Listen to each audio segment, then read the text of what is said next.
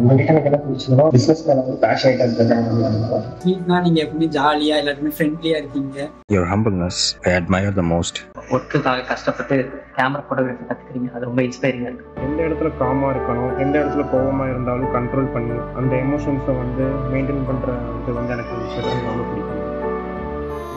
நீண்ட நீண்ட காலம் நீ நீடு வாழ வேண்டும், வானம் தீண்டும் தூரம் நீ வளர்ந்து வாழ வேண்டும்.